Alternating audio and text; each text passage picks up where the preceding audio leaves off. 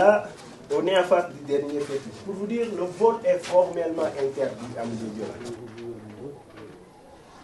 Un homme averti en vaut deux. Ce lieu renferme une bonne partie de la sociabilité Diola. À Mlompe Kadinol, dans la Basse-Casamance, la tradition est entretenue et un musée permet de retracer plusieurs années d'histoire. C'est absolument intéressant.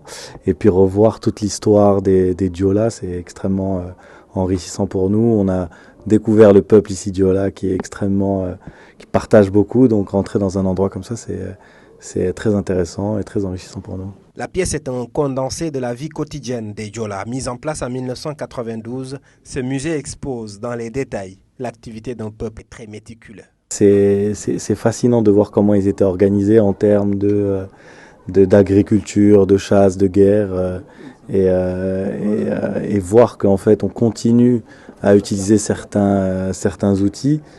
C'est dire à quel point ils étaient efficaces et continuent à l'être malgré la modernité, on continue à utiliser ça, donc c'est extrêmement intéressant. Dans le récit national, le peuple Diola est fier et guerrier. Ce musée témoigne également de la grande considération donnée à la femme par ce peuple pour assurer la pérennité de la descendance. Cette maternité en fait qui a toujours été très importante depuis toujours et la place de la femme dans la société et puis cette répartition un peu entre cette envie de protéger des femmes et des enfants à l'intérieur et d'essayer de tout faire en sorte de protéger en fait ce qui représente notre progéniture et ce qui représente notre continuité.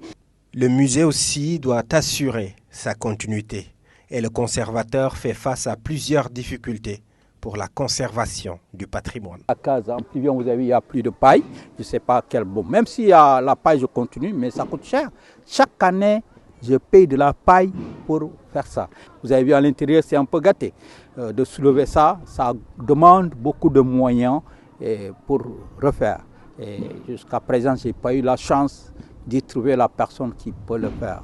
Avec cette paille doublée de la terre crue, le bâtiment est 100% écolo et offre un incroyable confort thermique qui peut inspirer les architectes du pays. Le fait qu'il y ait en gros une ouverture au centre et la porte, ça fait un courant d'air.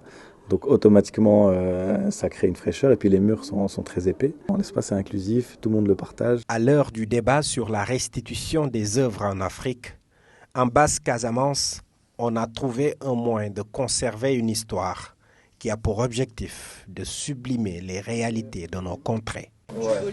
Et les guerriers étaient forts pour soulever. Plus fort que moi? Non, pas plus que toi. Non.